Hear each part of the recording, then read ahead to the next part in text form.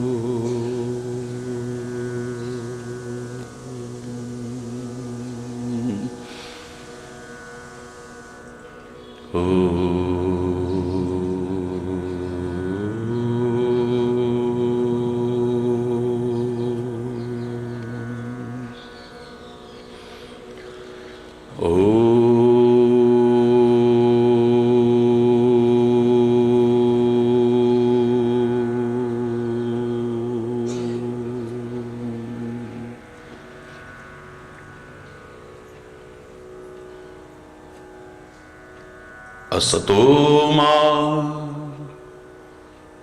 सद्गमय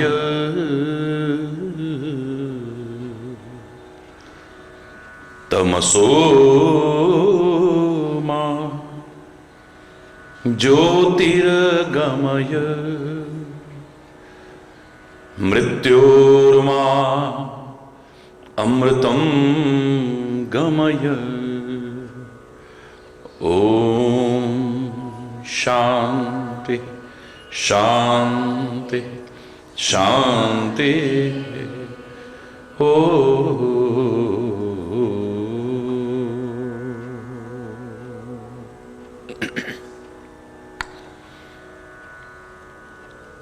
त्वमेव माताश्च पिता त्वमेव,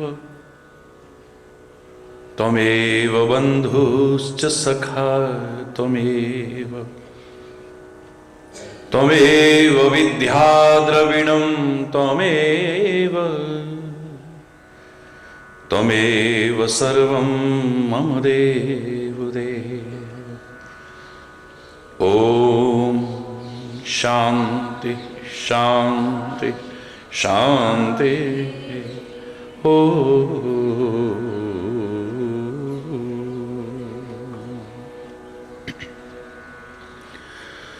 ध्यानमूलं गुरुर्मूर्ति, पूजामूलं गुरुपदं, मंत्रमूलं गुरुर्वाक्यं, मोक्षमूलं गुरुकृपा।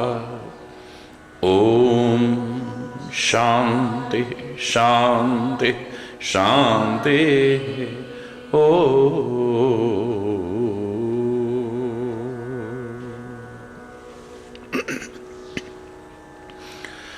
सबके लव पे तेरा नाम, सुबह शाम हो, सुबह शाम हो, सुबह शाम हो। सबके लव पे तेरा नाम, सुबह शाम हो, सुबह शाम हो,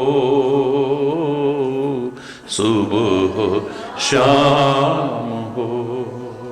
हर बुराई से बचें, बस नेक काम हो, बस नेक काम हो, बस नेक काम हो। हर बुराई से बचें, बस नेक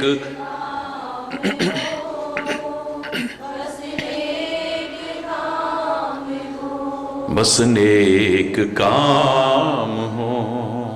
सबके लव पे तेरा नाम, सुबह शाम हो, सुबह शाम हो, सुबह शाम हो, सब के लो पे तेरा नाम।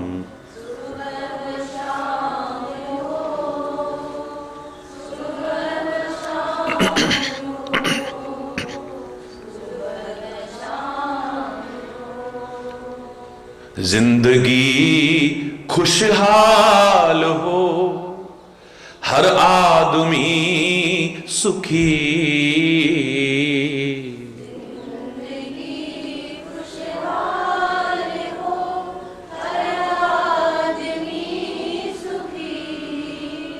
जिंदगी खुशहाल हो, हर आदमी सुखी।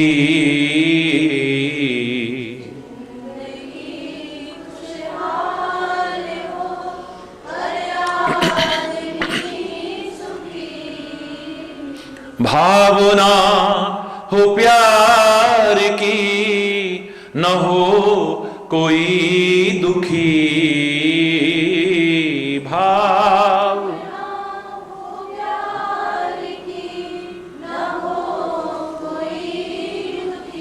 भावना हो प्यार की, न हो कोई दुखी। भावना हो प्यार की, न हो कोई दुखी। इस जमी पे ऐसा तेरा इंतजाम हो, प्रभु इंतजाम हो, इंतजाम हो। इस जमी पे ऐसा तेरा इंतजाम हो, प्रभु इंतजाम हो, प्रभु इंतजाम हो। सबके लो पे तेरा नाम, सुबह शाम हो, सुबह शाम हो, सुबह शाम हो। सब के लो पे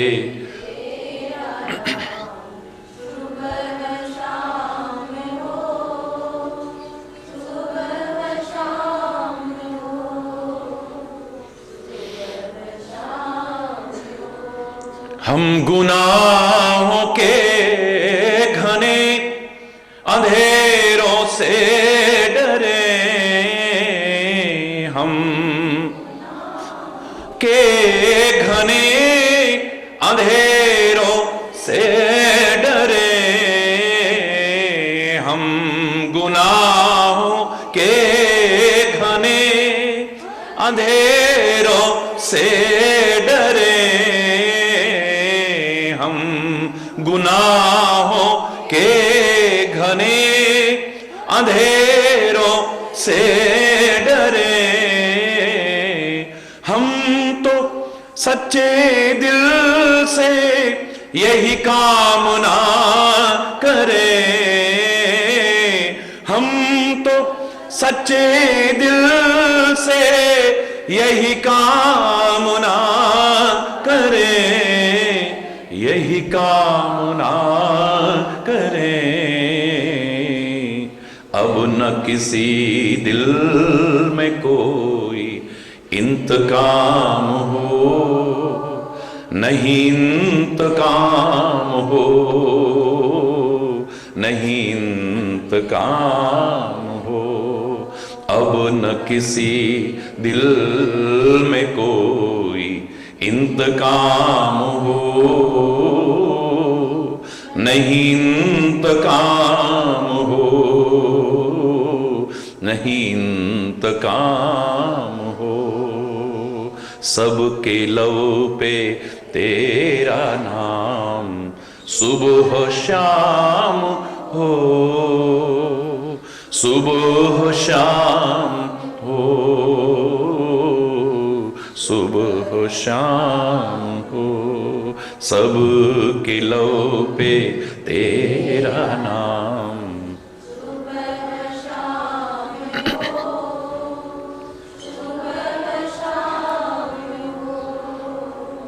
सुबह हो शाम हो, हर बुराई से बचें, बस नेक काम हो, बस नेक काम हो, बस नेक काम हो, हर बुराई से बचें, बस नेक काम हो, बस नेक काम हो, बस नेक काम हो, सब के लब पे तेरा नाम, सुबह शाम हो, सुबह शाम हो, सुबह शाम, बस तेरा नाम हो, बस तेरा, और नेक काम हो, और नेक काम हो।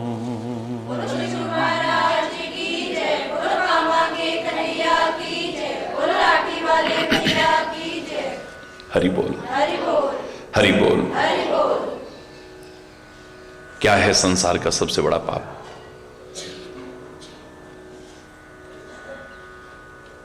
कह दिया कि पर निंदा सम अघन गरीसा, पर निंदा के समान संसार में और कोई पाप नहीं है। क्यों है ये पाप?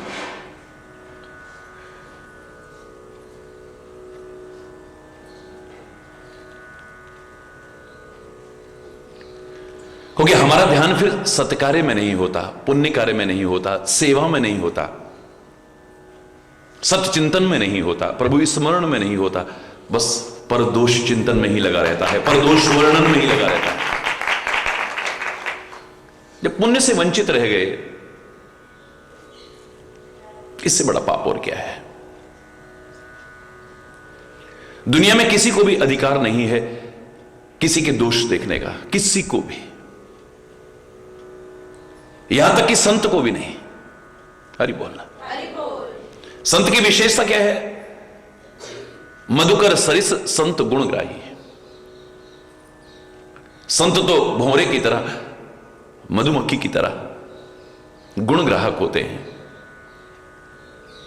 जहां भी गुण दिखाई दिया बस उसे लेकर के अपने जीवन को सर्वगुण संपन्न बनाने की कोशिश करते हैं, गुण ग्रहण करते हैं, दोष का तो परित्याग कर देते हैं।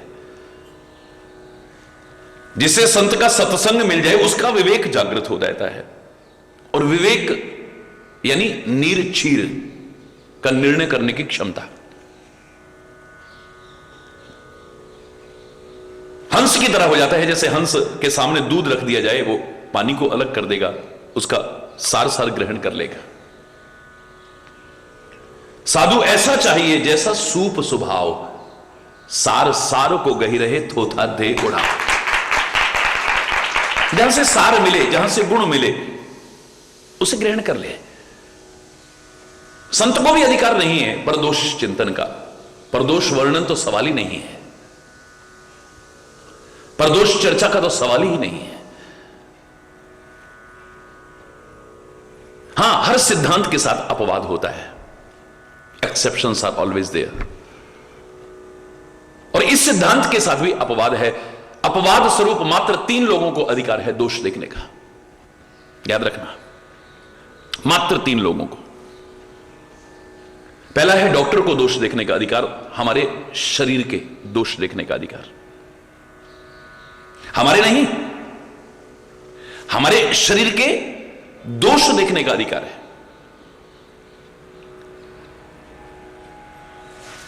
हमारे कौन से अंग सुंदर हैं उन पर निगाह नहीं, हमारे कौन से अंग आकर्षक हैं उन पर नहीं, हमारे किस अंग में क्या विकार है, क्या रोग है, उस पर निगाह हो और उसे दूर करने का प्रयास हो।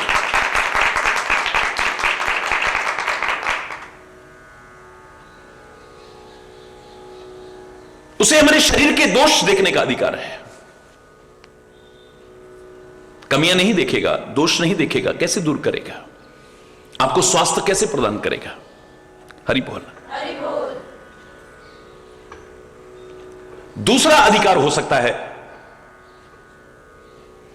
मंत्रियों को, सचिवों को राज्य सत्ता का दोष देखने का। राज्य सत्ता की क्या उपलब्धियां हैं उसका वर्णन करने का नहीं, उसमें कहां कमियां हैं जिन्हें दूर न किया तो जनता में कहीं विद्रोह न हो जाए और राज्य सत्ता पलट ना जाए कहीं।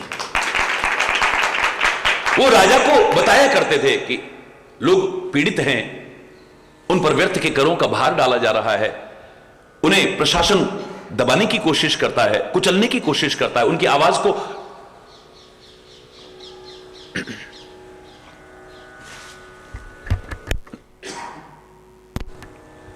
कि समाज में विद्रोह की स्थिति ना पैदा हो जाए, क्रांति की स्थिति पैदा ना हो जाए, राज्य सत्ता कहीं पलट ना जाए।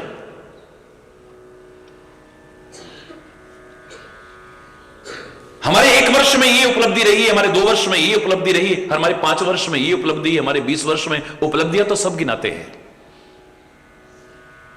लेकिन राज्य सत्ता के जो सचिव हैं, मंत्री हैं, उनको दोषों पर ध्यान देना चाहिए और उन्हें दूर करके अपनी राज्य सत्ता को सुदृढ़ बनाने की कोशिश करनी चाहिए।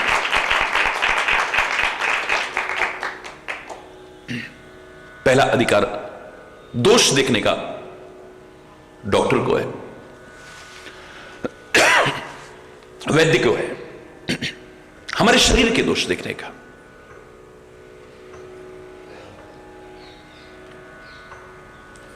और उन्हें दूर करने में यथासंभव प्रयास करना बिना किसी भेदभाव के। डॉक्टर के मन में कोई भेदभाव नहीं हो, वो डॉक्टर माने डॉक्टर। शत्रु देश का व्यक्ति भी अगर उसके पास उपचार के लिए आता है तो उसके मन में किसी प्रकार की दुर्भावना नहीं आती है, विरोध नहीं आता है, वैर नहीं आता है, और उसकी वजह से वो बदला लेने की कोशिश नहीं करता है, अन्यथा वो डॉक्टर नहीं है। रावण का वैद्य है सुखेन, और युद्ध भूमि में शत्रु मूर्छित हो चुका है, मृत्युशैया पर है, और ऐसे में अगर सुखेन वैद्य को बुलाया गया तो उसने बदला लेने की कोशिश नहीं की है, उचित रीति बताई है, स्थान बताया है, पहचान बताई है, ये बूटी आप ले आओ सूर्योदय से पूर्व, और चंद बूंदे भी आपने डाली, ये उठ करके बैठ जाएगा। कोई बिना किसी भेदभाव के हितकारी चिंतन रखते हुए उसका उद्देश्य आपको अच्छा स्वास्थ्य देना है, उसकी दुश्मनी नहीं है आपसे। थोड़ी भी हम बुद्धि रखते हैं तो डॉक्टर की क्रिया को हम पहचान जाते हैं। डॉक्टर मीठी गोली भी दे रहा है तो हमारी भलाई के लिए दे रहा है, कड़वी गोली दे रहा है तो दुश्मनी नहीं है, हमारी भलाई के लिए दे रहा है। अगर वो चीरा भी लगाता है तो उसमें भी हमारी भलाई छुपी है। ऑपरेशन करके फाड़ रहा है, हमारी भलाई के लिए कर रहा है। जहर आगे फैलने लगे, किसी महत्वपूर्ण से महत्वपूर्ण अंगों को काट के भी फेंकना पड़े, वो काट देता है। कोई शत्रुतावश नहीं, हमारी भलाई के लिए कर रहा है।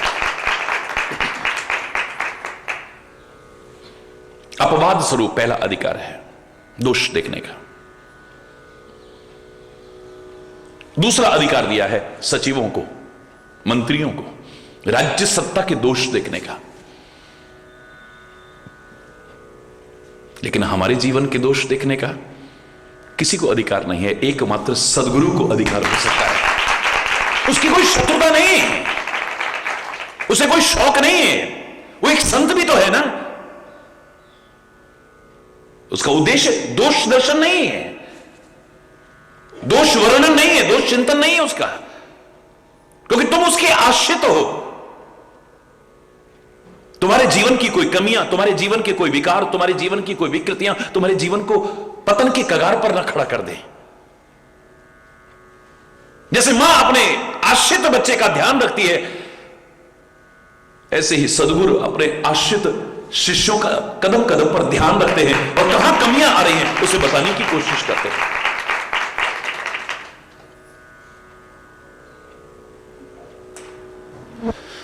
परमात्मा तो देख ही सकता है अपने आश्रित भक्तों के, और वो दूर करता है। उसका नाम भी गर्व प्रहारी भी है। अनेक नामों में एक, कहीं भी गर्व आ जाए उसे दूर कर देता है, विकार आ जाए दूर कर देता है, बचाता है। चाहे हम तिल मिला उठते हैं, बड़ा गुस्सा आता है। परम भक्त है नारद, लेकिन परमात्मा ने देखा कि इसके मन में गर्व का एक अंकुर पैदा हो गया है जो कभी वटवृक्ष बन करके इसके जीवन का पतन कर सकता है। उसके हित के लिए, कोई शत्रुतावश नहीं, उसका अहंकार खत्म करने के लिए भगवान ने क्या कुछ नहीं किया है। काम का अहंकार था, इतना काम जागृत हुआ, अविवाह की इच्छा जागृत हो गई है।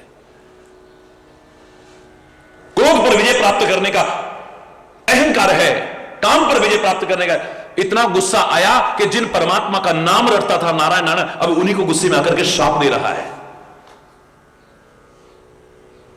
इतना गुस्सा आया, इतना गुस्सा आया। आदमी तिल मिला उठता है। लेकिन याद रखना, मेरा परमात्मा, मेरे सच्चे सदगुरु, उनकी कोई शत्रुता नहीं है तुमसे। वो तुम्हारी भलाई के लिए तुम्हारे दोष देखते हैं। उनका दोष चिंतन का, क्योंकि वो संत भी हैं। ये नहीं कि उसके बाद में वो उसी पर सोचते रहे, उसी पर सोचते रहे और अपना दिमाग खराब करते रहे, जैसे आप लोग कर लेते हो। हरि बोल।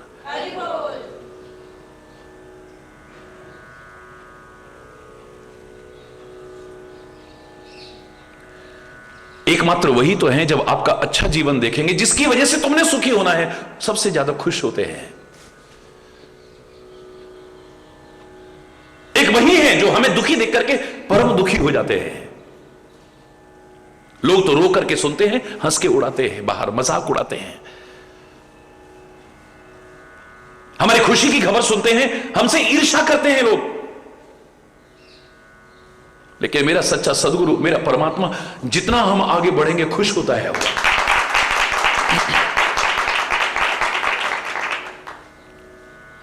अगर वो दुखी होता है तो तुमको दुखी देख करके, उसका अपना कोई दुख है नहीं, वो तो रात दिन दुख उठाने के लिए स्वयं तत्पर है।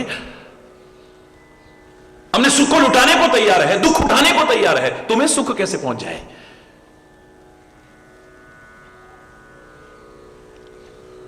मात्र इसीलिए तुम्हारा भला चाहते हुए वो तुम्हारे दोषों को देखता है, बताता है और उन्हें दूर कराने की कोशिश करता है। ये दूर हो गए, तुम्हारा जीवन सर्वगुण संपन्न हो जाए, तुमसे कुछ अपराध ना हो, तुमसे जीवन में कमियां ना हो, त्रुटियां ना हो, विकार ना रहे, गंदे व्यसन ना रहे, और तुम्हारा जीवन सुखी हो, समृद्ध हो, खुशहाल हो।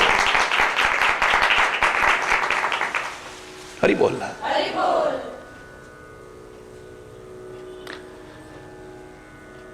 एक अबोध बच्चा जो, जिसको बोध नहीं है, वो डॉक्टर के नाम से डर सकता है। नहीं मामा डॉक्टर ने सुई लगाएगा, सुई लगाएगा, डॉक्टर के नाम से डरता है वो, डॉक्टर से दूर भागता है, वो रोता है। लेकिन समझदार व्यक्ति तो खुद जाके कहता है, डॉक्टर साहब मुझे ये परेशानी हो रही है, बहुत दिन मैंने छुपा लिया, लेकिन अब मैंने घर में तो नहीं बताया, पर आपको आके बता रहा हूं, प्लीज मुझे देखो।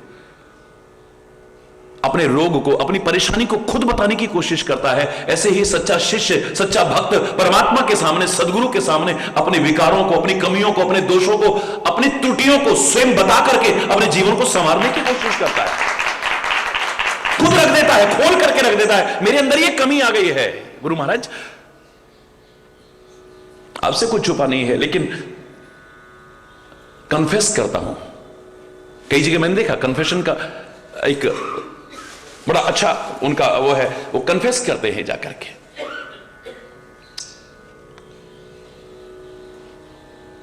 जाकर के स्वीकार करते हैं, हमसे एक कमी हो रही है। गुरु को बताने की भी आवश्यकता नहीं पड़ती है, जिसके बताने पर तुम तिल मिला उठते हो, तुम्हें गुस्सा आ जाता है, तुम्हारे मन में दुर्भावनाएं आ जाती हैं परम हितैषी के प्रति।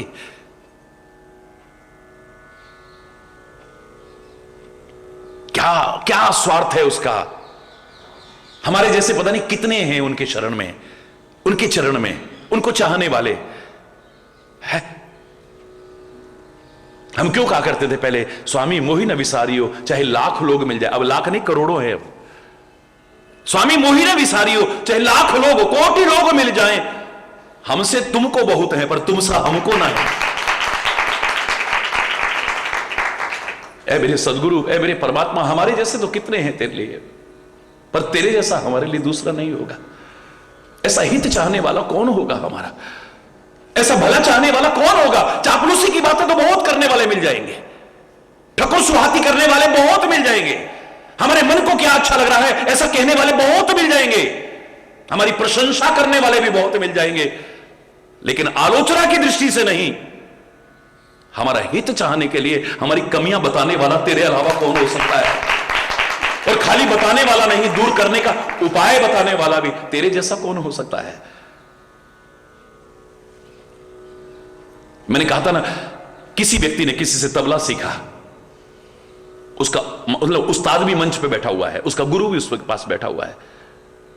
तबला बजाया उसने, सारा हॉल तालियों से गड़गड़ा रहा है, सब कह रहे वाह कितना अच्छा तबला है, कितना अच्छा तबला बजाया। लेकिन जो गुरु बैठा हुआ ना, उस्ताद बैठा है, वो ये नहीं देखेगा आप कैसा बजा रहे हो, अच्छा बजा रहे हो, कमी कहां रह गई, हरि बोलना, और वो बाद में बताएगा। बेटा कोई जानकार बैठा होता तो देख यहां तूने ताल गलत की थी, हरि बोलना। बड़ा गुस्सा आएगा, सारे तो मेरी बड़ाई कर रहे हैं, इनको मेरी कमी नजर आती है क्या। उसका उद्देश्य कमी देखना नहीं है, बल्कि वो कमी देख करके, कमी दूर करा के तुम्हें और पारंगत करा करके और अधिक तालियां बजवाने के लायक बना रहा है। ये जो कमी रह गई है ये दूर और हो जाए तो प्रवीणता आ जाएगी तुम्हारे अंदर। उसका उद्देश्य ये है, और कोई उद्देश्य नहीं है। दुनिया आलोचना की दृष्टि से देखती है, वो तुम्हारे अंदर पारंगतता लाने के लिए, प्रवीणता लाने के लिए कर रहा है। तुम आलोचना के पात्र भी न बनो, ये उद्देश्य लेकर के कर रहा है। हरि बोल। सितार बजा रहा है, हर कोई बड़ाई कर रहा है, तालियां बजा रहा है, लेकिन सितार सिखाने वाला कह रहा है ये यहां गलत है। हरि बोल। आपको गाड़ी चलाते देख करके सब घर वाले खुश हो रहे हैं, लोग भी हाय इतनी सी उम्र है देखो और क्या गाड़ी कितनी तेज चला रहा है। लेकिन जो सिखाने वाला गाड़ी है उन्होंने कहा भैया तुम बिल्कुल चलाने लग गए हो, बड़ी अच्छी बात है, लेकिन यहां तुमने गलती की है, अगर इसे न सुधारा कभी एक्सीडेंट हो सकता है, याद रखना, दुर्घटना हो सकती है। सिखाने वाले का ध्यान कमियों पर रहेगा, ये कमियां भी दूर हो जाएं और प्रवीणता आए। क्योंकि जब आप तरक्की करते हो, आप सुखी होते हो, सबसे ज्यादा खुश वही होता है। मेरी एक इमेजिनेशन नहीं कहूंगा, मेरी एक भावना थी। स्वामी विवेकानंद जब अमेरिका में भारतीय संस्कृति का डंका बजा रहे हैं, शरीर से उस समय रामकृष्ण परमहंस नहीं थे, सब जानते हैं, लेकिन गुरु कभी जाता भी नहीं है। वंदे बोधमयम नित्यम, गुरु नित्य है, गुरु का ज्ञान नित्य है, गुरु का मार्गदर्शन नित्य है, वो कभी नष्ट नहीं होता है, याद रखना। और स्वयं विवेकानंद ने भी इस चीज को स्वीकार करा। सारे लोग स्वीकार करते हैं कि मुझे तो लग रहा था मेरी जवान से वही बोल रहे हैं।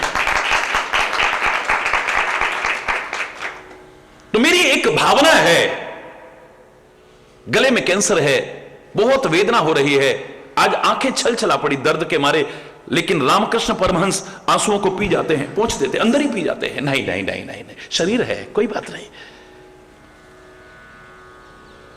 उस पीड़ा को, उस वेदना को अंदर पी जाते, एक आंसू नहीं आने देते अपने दर्द के कारण। असह्य पीड़ा सहन करते हुए, मुस्कुराते हुए, आंसुओं को अंदर पीते हुए रामकृष्ण परमहंस लेटे हुए हैं। अचानक कान में आके कोई कहता है स्वामी जी आपके शिष्य ने तो अमेरिका में डंका बजा दिया है, सारे भारत का नाम रोशन कर दिया है। अब स्वामी रामकृष्ण परमहंस की आंखें छलक पड़ती है, बरस पड़ती है, छम छम बरसती है। अब पीड़ा के कारण नहीं बरस रही है, अपने शिष्य की प्रशंसा सुनकर के बरस रही है। ये खुशी के आंसू हैं। सबसे ज्यादा खुश होता है तुम्हारा सदगुरु, तुम्हारे अच्छे जीवन को देख करके सबसे ज्यादा प्रसन्न होता है परमात्मा। तुमको जब सुखी देखते हैं तो माता पिता प्रसन्न होते हैं, चाहे वो कष्टों में रह ले, चलो कोई बात नहीं, हमारा तो जैसे भी है, चलो बच्चे सुखी रहे, बच्चे सुखी रहे। रात दिन उनकी यही कामना है, और क्या कामना है उनकी।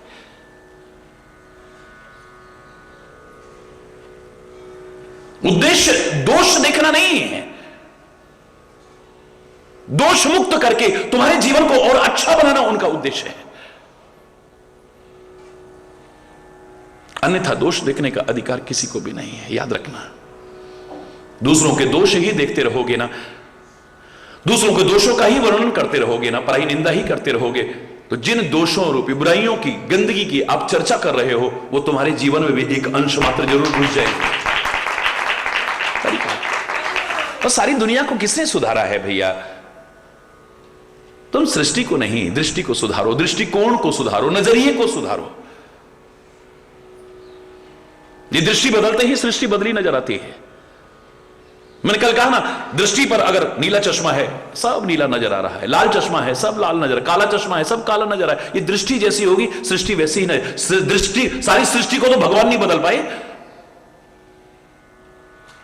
यदा यदा ही धर्मस्य ग्लानिर् भवति भारत, अभी मात्र 5,500 वर्ष पहले ये उद्घोष करते हुए मेरे परमात्मा श्री कृष्ण ने अधर्म के विनाश के लिए कितना महान कार्य किया है। क्या जड़मूल से खत्म हो गया? क्या सारी सृष्टि सुधर गई? उसके बाद तो कितने संत हुए हैं, कितने अवतार हुए हैं, कितने महापुरुष हुए हैं। क्या समाज में अब बुराइयां नहीं है?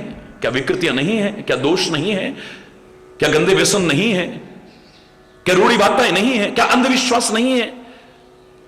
क्या कमियां नहीं है? क्या बुराइयां नहीं है? क्या अधर्म फलता फूलता नजर नहीं आ रहा है? कितने लोगों को हमने समाज सुधारक का पट्टा दे दिया हमने, इस समाज ने, क्या सारा समाज सुधर गया? क्षमा चाहते हुए कहूंगा, ये सारी सृष्टि न सुधरी थी, न सुधर रही है, न आगे। दोनों पहलू, ब्रह्मा की सृष्टि उभयात्मक सृष्टि है। सुख दुख, पाप पुण्य, दिन राति, साधु असाधु, सुजाति कुजाति, दानव देव, ऊंच और नीचू, अमीय सुजीवन माहुर मीचू, काशी मग सुरसरी क्रमनासा। ये दोनों पहलू हमेशा है सिक्के के दोनों पहलू की तरह, और सबका महत्व है। दुख नहीं होगा तो सुख का अनुभव नहीं हो सकता है, बुरे लोग नहीं हो तो अच्छों की पहचान नहीं हो सकती है। रात का अपना महत्व है, दिन का अपना महत्व है। कोई कहे भगवान ने रात बनाई काहे को? अगर रात ना होती, तुम दिन भर काम करते रहते, पता नहीं कितने दिन जीते तुम, अगर तुम्हें विश्राम ना मिलता तो। नवी स्फूर्ति पैदा करने के लिए है ये, खाली सुनाना उद्देश्य नहीं है, निष्क्रियता लाना उद्देश्य नहीं है। अगले दिन फिर और अधिक कर्मठ होकर के, सक्रिय होकर के आगे बढ़ने के लिए संदेश है। अमृत तो बनाया, जहर काहे को बनाया? अरे जहर उसने बुराई के लिए नहीं बनाया, उसने जो कुछ बनाया है बुराई हो ही नहीं सकती है। पर तुम जहर से आत्महत्या कर रहे हो, या किसी की हत्या कर रहे हो, या वैज्ञानिक बनकर के दवाइयां बना करके लोगों की जिंदगी बचा रहे हो, ये तुम्हारे ऊपर निर्भर है। उसी जहर से दवाइयां भी बनती हैं। हरि बोलना, हरि बोल, जोर से बोलना, हरि बोल। ये दोनों पहलू थे, आज भी हैं, आगे अनुपात में अंतर आ सकता है बस।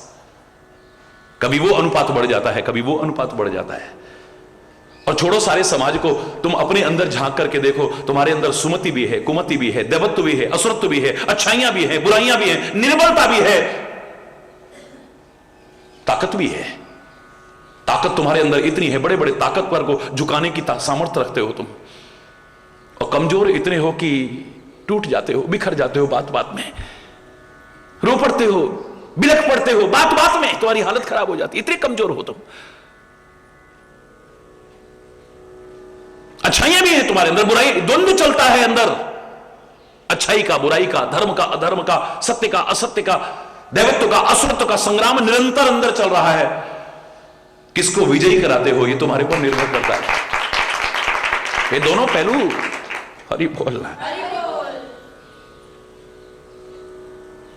सारी दुनिया से कांटे मत उखाड़ो, अपने पैर में एक कवच लगा लो जूते चप्पल का, उतना ही काफी है। फिर तुम कांटों पर भी चलोगे तो तुम्हारे पैर में कांटा नहीं चुभेगा। सारी दुनिया को कारपेट करने की कोशिश मत करो, अपने पैर के तलवे में स्लीपर लगा लो बस, 10 से नफ। हरि बोलना, उतना ही तुम्हारे बचाव के लिए पर्याप्त हो जाएगा बस।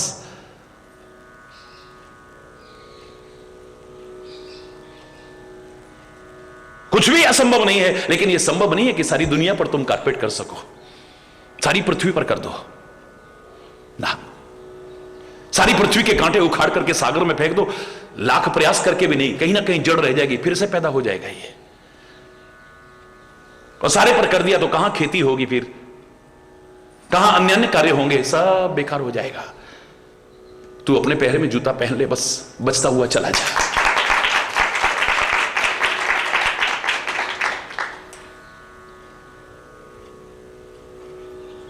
हरि बोलना, जोर से बोलना। अगर तू ऐसा नहीं कर रहा है तो समझ ले कि बहुत बड़ा पाप कर रहा है तू। पुण्य तो तू कर ही नहीं पाएगा ना, उसका ऑपोजिट हो जाएगा। क्योंकि अपना अनमोल समय व्यर्थ के चिंतन में, व्यर्थ के वार्तालाप में, व्यर्थ की क्रियाओं में बर्बाद करना, इससे बड़ा कोई पाप नहीं हो सकता, इससे बड़ा अपराध। इतना अनमोल समय दिया है परमात्मा ने, इतने अनमोल जीवन दिया है, इतनी अनमोल श्वासें दिए, तू काहे में नष्ट कर रहा है उनको?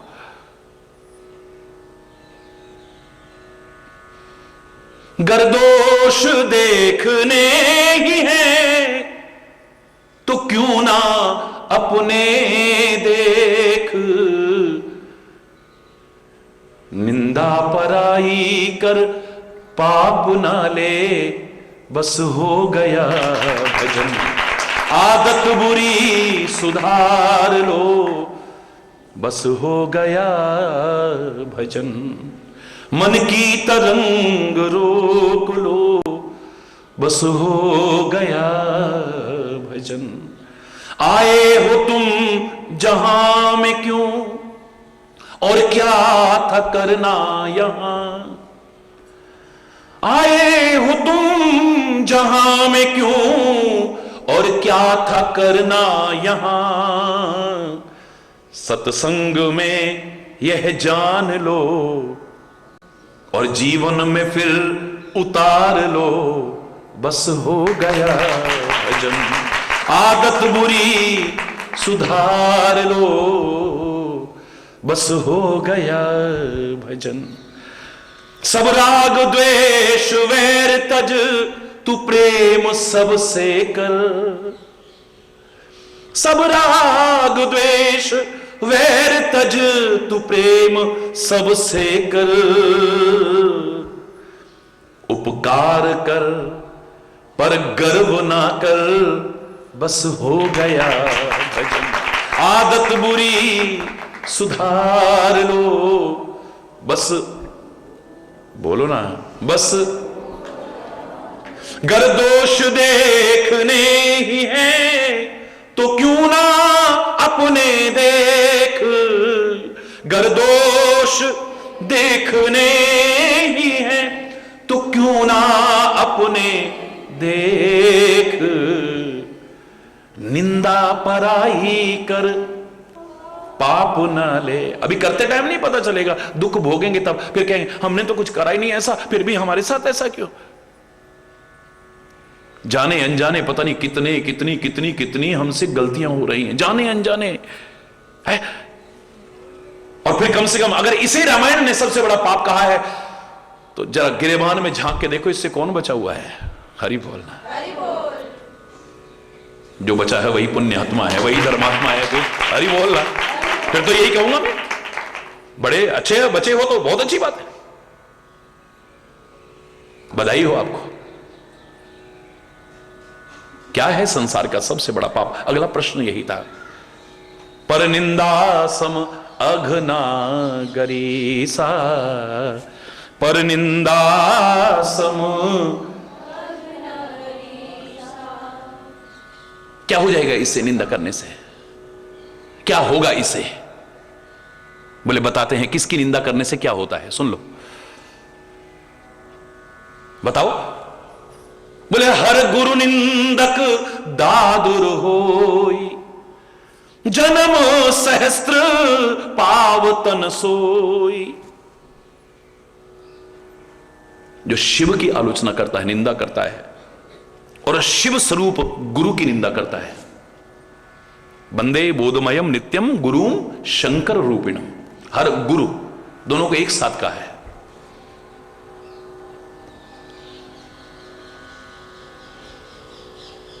जो शिव की निंदा करता है या शिव स्वरूप गुरु की निंदा करता है, वो मेंढक बनता है।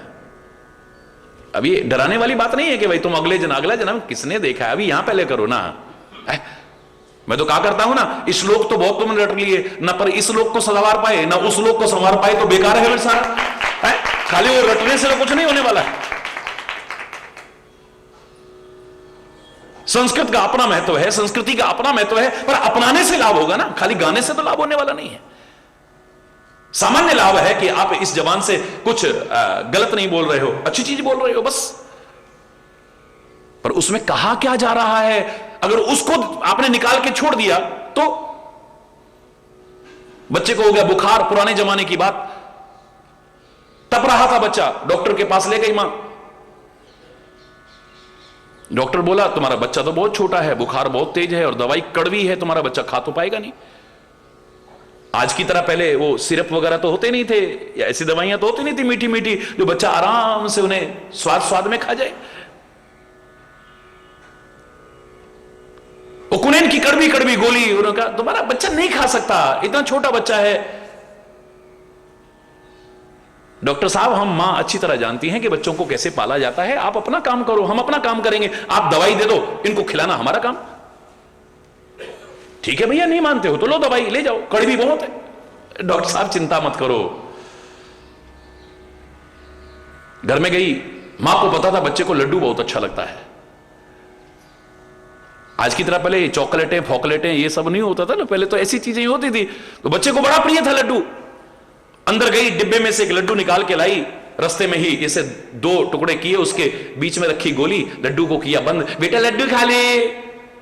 इससे अच्छा तरीका गोली खिलाने का और क्या हो सकता था, बोलो बोलो ना, कोई कमी तो नहीं रही। Thank you mummy, thank you. वो बुखार बुखार सब भूल गया, लड्डू देख के उसे प्रिय था, उसने लेकर के खाना भी शुरू कर दिया। मां बड़ी खुश। इतनी देर में मैं घर का काम करके आती हूं, रसोई में चली गई, काम करने लगी, निश्चिंत दी, बच्चे के अंदर गोली तो चली गई। थोड़ी देर बाद लौट के आई, जब काम किया तो बोले बेटा लड्डू खाया? बोले हाँ मम्मी लड्डू तो खाया, पर गुठली निकाल के फेंक दी। बोले धत तेरे की, तेरे को लड्डू दिया काहे के लिए? बोलो ना, हरि बोल रहा। भगवान का सबको मधुर, मधुराधिपते अखिलम मधुरम, बहुत मीठा मीठा है, पर उस मीठे में भी क्या भाव छुपा हुआ है, अगर उसे निकाल के फेंक दिया तो सब बेकार हो गया। ये जो संगीत दिया गया अध्यात्म के क्षेत्र में, वेदों में प्रमुख वेद सामवेद सारा संगीत में है, गीता सारी संगीत में है, रामायण संगीत में है, गुरु ग्रंथ संगीत में है, कुरान की आयतें देखिए आप संगीत में बोलते हैं, पूरा वेद मंत्रों को संगीत में बोलते हैं। फिर सारे भक्त हुए, संत हुए, जिन्होंने रचनाएं लिखी हैं, सब संगीत में है। वो मिठास का लड्डू रखा गया, लड्डू, ये सब लड्डू हैं ये, लेकिन इसके अंदर कुछ तुम्हारे जीवन की उपयोगी गोली रखी गई है, उसे तो निकाल के फेंक दिया। पता ही नहीं उसमें क्या कह रहे हैं। हरि बोल। जो हम बोल रहे हैं उसका अर्थ ही नहीं पता हमें, उसमें क्या कहा जा रहा है पता ही नहीं है। रट्टू तोते की तरह बोलते जा रहे हैं, बस सारी जिंदगी निकल गई उसी को दोहराते दोहराते दोहराते दोहराते, पर जीवन में परिवर्तन तो कुछ आया ही नहीं। हमें पता ही नहीं था कि इसके अंदर कुछ गोली दी जा रही है। हमारे महापुरुषों ने इस मिठास में कुछ भर के दिया है। किसी से वैसे कहो ए अभिमान मत कर, बहुत बुरा मान जाएगा, चाहे कितना भी अभिमानी हो। अब उससे कहो एक भजन सुनाओ, बोले हाँ सुना। मत कर तू अभिमान रे बंदे, झूठी तेरी शान रे, मत कर तू अभिमान, मत कर तू अभिमान रे बंदे, झूठी तेरी शान रे, मत कर तू। बात वही कह रहा हूं, अब गा के कह रहा हूं मैं, तरीका है कहने का। किसी से भी कुछ कहना हो, एक डांट के भी कह सकते हो, गुस्से में भी कह सकते हो, दूसरे को बुरा भी लग जाएगा, और वही बात आप बड़े प्यार से भी कह सकते हो ना, काम भी निकल गया। वो कहते ना सांप भी मर गया लाठी भी नहीं टूटी। हालांकि मैं नहीं कह रहा कि सांप मारो, लेकिन एक बात कह रहा हूं जो कहावत बनी हुई है, लाठी भी नहीं टूटी, वही बात है, बड़े प्यार से भी तो कह सकते हो ना। शादी ब्याह में बड़े प्यार से जब गालियां भी दी जाती हैं, वो गालियां भी बड़ी अच्छी लगती हैं। गालियां देते हैं लोग, वैसे गाली अच्छी लगेगी। और शादी ब्याह में जिसको गाली ना मिले ना, यूं उचकता है, मेरी तरफ नहीं देख रहे कोई, हरी बोलना, उठ उठ के देखते, मेरा नाम तो ले नहीं रहे गाली में, ये है गलत कह रहा हूं, हरी बोलना।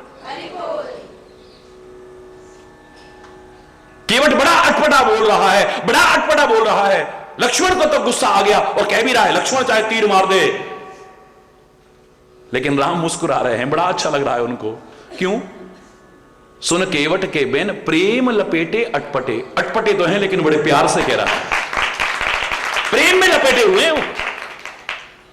हैं। हरि बोल, हरि बोल, जोर से बोलना, हरि बोल।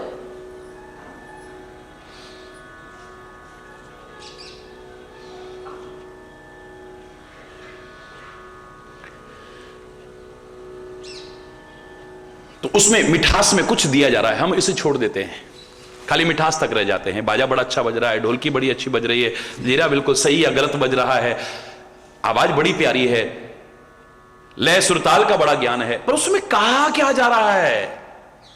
हरि बोलना, हरि बोल।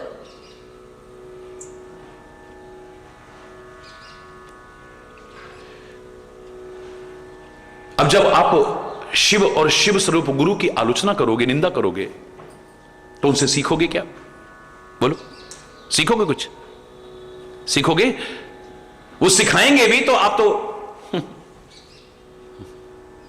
और ही करते रहोगे, आपको वो मजाक लगेगा। द्रौपदी के मन में दुर्भावना है, मन में दुर्भाव, अपनी गलती का ध्यान नहीं है। ठीक है, भीष्म पितामह की भी गलती रही होगी, लेकिन अपनी गलती का एहसास नहीं है। और भीष्म पितामह को जबरदस्ती उपदेश नहीं दे रहे हैं, वो तो सरसैया पर लेटे हुए हैं, उत्तरायण की प्रतीक्षा में। भगवान कृष्ण गए हैं, पांडव गए हैं, साथ में द्रौपदी आ गई, उन्होंने कहा है कि हमें कुछ उपदेश दे दो, हमें कुछ शिक्षा दो, हमें कोई नीति सिखाओ, कोई न्याय सिखाओ। प्रार्थना करने पर उन्होंने सिखाना शुरू किया है, तो द्रौपदी ने हंसना शुरू कर दिया है। हरि बोल, हरि बोल। बातें तो बड़ी कर रहे हैं और खुद देखो, न्याय की बातें करते हैं, नीति की बातें करते हैं। और जब भरे दरबार में मेरी लाज लूटी जा रही थी, तब चुप करके क्यों बैठे हुए थे? तब तुम्हें नीति याद नहीं थी, तब तुम्हें न्याय याद नहीं था, क्योंकि अपने मन में जहर भरा हुआ है ना, इसलिए सामने की अच्छी बातें भी आपको वही लगेंगी। भगवान कृष्ण को भी गुस्सा आ गया, बोले मैं कह रहा हूं, हमने प्रार्थना की है उनसे सीखने के लिए, उनको सिखाने की क्या आवश्यकता है, और इनके अनुभव का लाभ उठाने तुम मजाक उड़ा रही हो।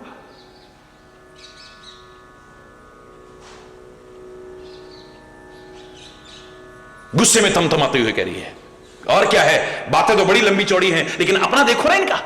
तब इनकी ये सब नीति और न्याय की बातें आज हमको सिखा रहे हैं, उस समय कौरवों को नहीं सिखा सकते थे ये? तब तुम्हारा ज्ञान कहां गया था? पितामह आंख में आंसू लेके कहते हैं, देवी, हे पुत्री, तुम्हें कहने का अधिकार है, कह लो, लेकिन ये अपराध मत करना। मैं जो कह रहा हूं ये नाटक नहीं है, मेरे जीवन का अनुभव है ये। तब मुझसे गलती हुई, क्योंकि मैं कौरवों का अन्न खाता था, और उस अन्न के दुष्प्रभाव के कारण समय पर मैं निर्णय नहीं ले पाया, मुझे क्या करना है। लेकिन उनका जो अन्न खाया था, जिससे रक्त बना था, अब तीर लगने से सारा रक्त वो निकल चुका है, अब अंदर पूरा शुद्ध हो चुका है। अब मैं जो कह रहा हूं उसमें कोई नाटक नहीं है, कोई दिखावा नहीं है। इसका उपहास मत करो, इसे सीखो, तुम डालो जीवन में।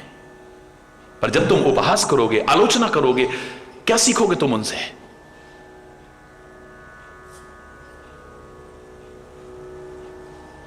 और जब सीखोगे नहीं तो तुम्हारे जीवन में जो परिवर्तन आना चाहिए था वो कहां से आएगा? सारी जिंदगी टर टर टर टर करते रहोगे। मेढक का तात्पर्य वो कुछ और नहीं बोल पाता, अच्छा नहीं बोल पाता है। उन्हें कहा भगवान की कृपा से तुम वाचाल बन सकते हो, चाहे गूंगे भी क्यों ना हो। मूक हो वाचाल, लेकिन वाचाल तो उसको कहते जो बहुत बोलने वाला होता है, और बहुत बोलने में तो विकार भी हो सकते हैं, गलतियां भी हो सकती है। ये सब कहने के बाद में अंत में कहा है, बंदों गुरुपद कंज कृपा सिंधु, तुम वाचाल तो बन गए, लेकिन क्या बोलना है और क्या नहीं बोलना है तो गुरु ही सिखा सकता है। भगवान की कृपा से तुम्हारा गूंगापन खत्म हो सकता है, तुम्हारी वाणी खुल सकती है, लेकिन इस जवान से क्या बोलना है और क्या नहीं बोलना है ये तो गुरु ही सिखा सकता है।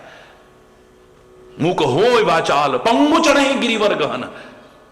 भगवान की कृपा से पंगु भी, लूले लंगड़े भी दुर्गम पर्वत पार कर सकते हैं, लेकिन कहां चल के जाना है कहां नहीं चल के जाना है ये तो मेरा सदगुरु ही सिखा सकता है।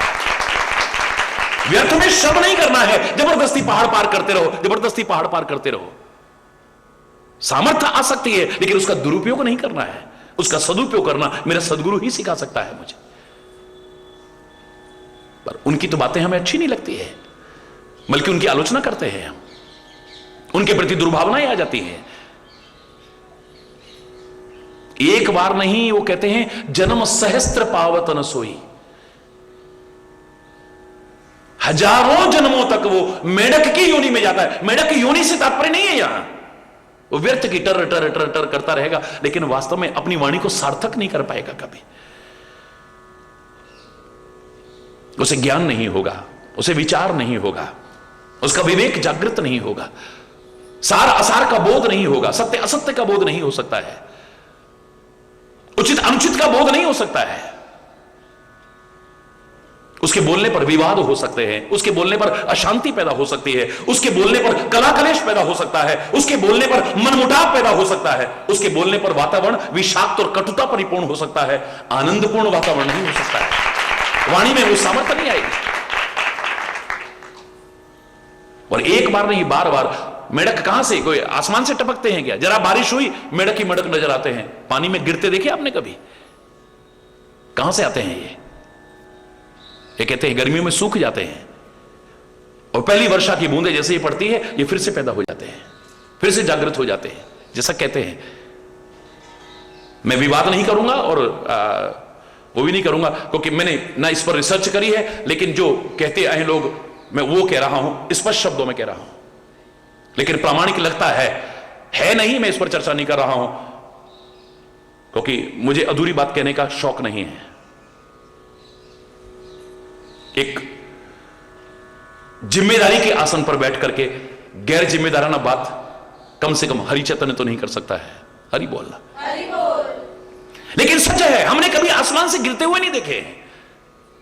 जैसे ही वर्षा ऋतु प्रारंभ हुई टर टर टर करते उछलते कूदते दिख जाते हैं ये मेढक। कहां से आ गए इतने सारे मेढक? ऊपर ही खूब चलनियां लगा लो, कपड़े लगा लो, कभी एक भी गिरता हुआ नहीं दिखेगा आपको। कहां से आए? जमीन में सूखे हुए थे। कहते हैं वही फिर पैदा हो जाते हैं, फिर सूखते हैं, फिर पैदा। ये कितने जन्म धारण करते हैं ऐसे। हर गुरु निंदक दादुर होई, जन्म सहस्त्र पावतन सोई, जन्म सहस्त्र पावतन सोई। द्विज निंदक बहु नरक भोग करी, जग जनमई वायस शरीर धरी।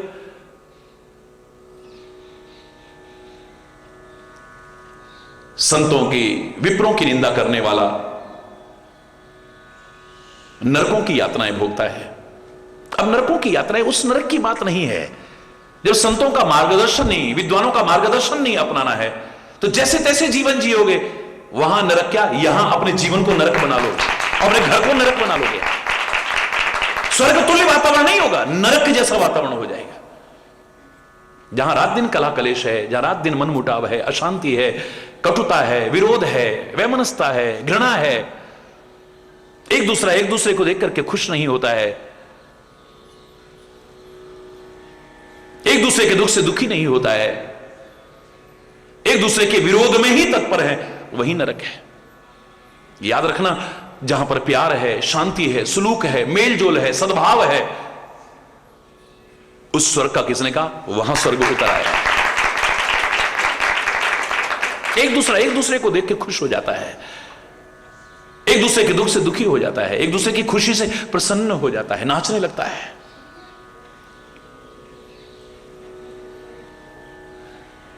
और तुम्हारी नरक तुल्य हो चुके जीवन को स्वर्ग तुल्य बना सकता है कौन? संत का मार्गदर्शन, सत्संग।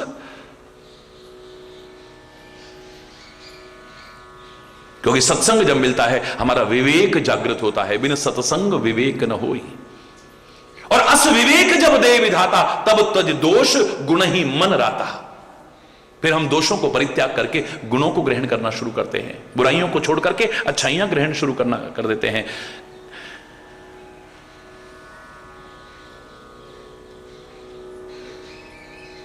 अपने विकारों को दूर करते हैं, अपने गंदे व्यसनों को दूर करते हैं, अपनी कमियों को दूर करते हैं, अपने जीवन को सद्गुण संपन्न बनाते हैं। बस वहीं स्वर्ग का वातावरण पैदा हुआ। पर संतों की और विद्वानों की तो हमने आलोचना की, उनकी निंदा की, तो उनके ज्ञान से लाभ कहां उठाएंगे हम? है? उनके मुंह पर तो हिम्मत होगी नहीं, कुत्तों की तरह पीछे से भौंकते रहेंगे, और क्या करेंगे हम? बोलो, उनके नजदीक ही नहीं भटकेंगे हम।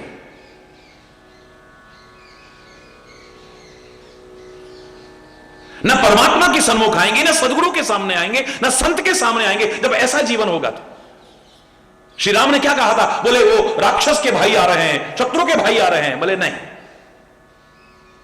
मोरे सन्मुख आव की सोई। गलत व्यक्ति मेरे सामने आने की सामर्थ्य नहीं रख सकता है। सामने भी होगा तो नजरें मिलाने की हिम्मत नहीं कर सकता है। नजरें भी मिलाएगा तो मन में कोई चोर समाया रहेगा, याद रखना। अगर इतना भी निर्लज्ज हो गया, बेशर्म हो गया और अकड़ा हुआ है, तो मन में कहीं ना कहीं डर है।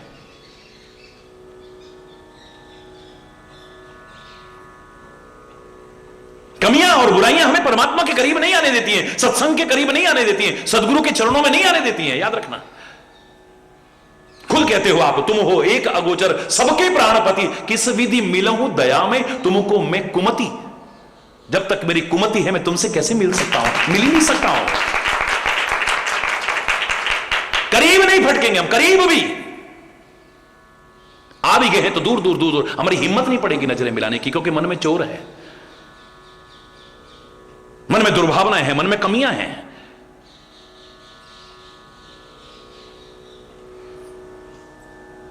वो तेरे सामने नहीं आने देंगे हमें। हरि बोलना, हरि बोल। क्योंकि सूर्य के सन्मुख अंधकार रह ही नहीं सकता है। अंधकार की इतना कहां दुस्साहस करेगा जो सूर्य के सामने टिक जाए।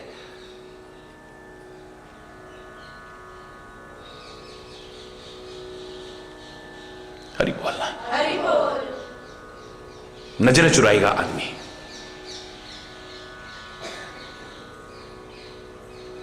जिनसे हमें डर नहीं लगना चाहिए था, उनसे डर रहे हैं। अब उनसे नहीं डर रहे, अपनी कमियों की वजह से डर रहे हैं। हरि बोलना, हरि बोल। द्विज निंदक बहु नरक भोग कर। यहां द्विज से तात्पर्य क्या है? संत। या द्विज से तात्पर्य क्या है? विद्वज्जन। उनके सामने नहीं आ सकते हम। नरक बना रखी है जिंदगी, नरक। वहां आते, उनका मार्गदर्शन अपनाते, जीवन अच्छा बनता, स्वर्गतुल्य वातावरण पैदा कर सकते थे। जग जनमई वायस शरीर धर।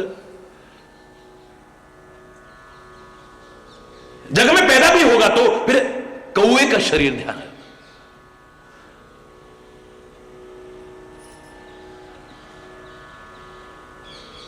वायस एवं सबही ते डरही। कौआ सबसे डरता है, याद रखना, डरता है। उसके मन में भय आ जाता है। अच्छाई की ओर जाते हुए भय रह ही नहीं सकता है कभी भी। मैंने आपसे कहा था ना, इस मार्ग में आते ही जो हमारे अंदर दैवीय संपदाओं का विकास होता है, उसमें सबसे पहला दैवीय गुण क्या है? अभयम। भगवान कृष्ण कह रहे हैं, इसका डर खत्म होता है। ये मृत्यु से भी डरता नहीं है, मृत्यु को याद रखता है बस। भगवान कहते हैं मुझसे भी नहीं डरता है, मुझसे तो प्यार करता है। और जहां सच्चा प्यार है वहां भय हो ही नहीं सकता है। अगर डरना शब्द इसके जीवन में रहेगा तो मुझसे कभी कुछ गलत ना हो जाए, मुझसे किसी का बुरा ना हो जाए, मुझसे किसी की बुराई ना हो जाए, बुराई के मार्ग पर पैर ना रखे जाए, बस इसी बात का डर हो, और कोई डर नहीं हो। हरि बोलना, हरि बोल। सर्वाइव का तात्पर्य कौवे के एक और यह है कि वो अपने हट पर अड़ा रहता है, अपने हट पर।